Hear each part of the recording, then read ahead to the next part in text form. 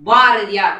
7 தூக்கி பள்ளியில் இன்று பயிலும் மாணவர்கள் நாடு காக்கும் தலைவராக நாளை வர தித்திக்கும் தென்தமிழ் திக்கட்டும் பரவட்டும் என் முத்தமிழ் தாய்க்கு என் முதற்கண் வணக்கம்.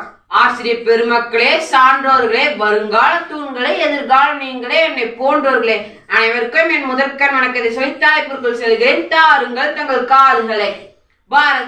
பாரதியார் எட்டயபுரத்தை சேர்ந்தவர். பாரதியாரின் பெற்றோர் சின்னசாமி ஐயர், இலக்குமி அம்மாள். பாரதியாரின் மனைவி செல்லம்மாள். பாரதியார் என்றவுடன் நம்முடைய நினைவுக்கு வருவது அவருடைய கவிதைகள் தான். இந்திய சுதந்திர போராட்ட காலத்தில் கடல் தெறிக்கும் விடுதலை போராட்ட கவிதைகளின் வாயிலாக மக்கள் மனதில் விடுதலை உணர்வை ஊட்டியவர். தமிழின் மீது கொண்ட தீராத அன்பும் வற்றாத கவிப்புலமையும் கொண்டவராக திகழ்ந்தார். இவர் ஹிந்தி, வங்காளம், சமஸ்கிருதம் போன்ற பிற மொழிகளிலும் தனிப்புலமை பெற்றவராக திகழ்ந்தார். இத்தனை மொழிகளில் தனிப்புலமை பெற்றதால் தான் மகாகவி பாரதி யாம் அறிந்த மொழிகளில் தமிழ் மொழி போல் இனிதாவது எங்கும் காணும் என்று பாடி தமிழை பெருமைப்படுத்தினார். கவிதை எழுதுபவன் கவி என்று, கவிதையே வாழ்க்கையாக ஒழுகிறோம். வாழ்க்கையே கவிதையாக செய்தோன் அவனே கவி, மகாகவி சுப்பிரமணிய பாரதியார். அவருடைய வாதிகளால் தமிழ் புகழ் மணக்கும். பாரதியார் கவிஞர், எழுத்தாளர், செய்தியாளர், சமூக சீர்திருத்தவாதி, விடுதலை வீரர் போன்ற பன்முகத்தன்மை கொண்டிருந்தார். அவருடைய பாடல்கள் குயில் பாட்டு, கண்ணன் பாட்டு, பாஞ்சாலி சபதம், ஞானரதம் தராசு ஆகியவை ஒரு குறிப்பிடத்தக்க பாடல்கள். இப்பாடல்கள் மூலம் மக்கள் மனதிலே விடுதலை உணர்வு, விழிப்புணர்வு, தைரியம் ஆகியவற்றை வளர்த்தார்.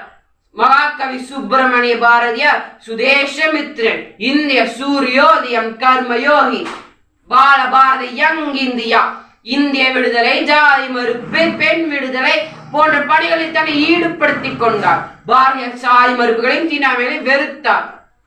அவருடைய கவிதைகள் பல, அது சிலவற்றை உங்களுடன் பகிர்ந்து கொள்கிறேன்.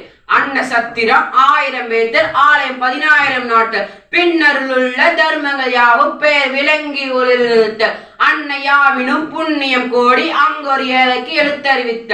இக்கவிதையில் பாரதியார் ஏழைக்கு அன்னதானம் வழங்குதல், ஆலயம் கட்டித்தருதல் போன்ற தர்ம செயல்களை விட ஒரு ஏழைக்கு கல்வி கண் திறந்து வைப்பதே மிக சிறந்த புண்ணியமாகும் என்கிறார்.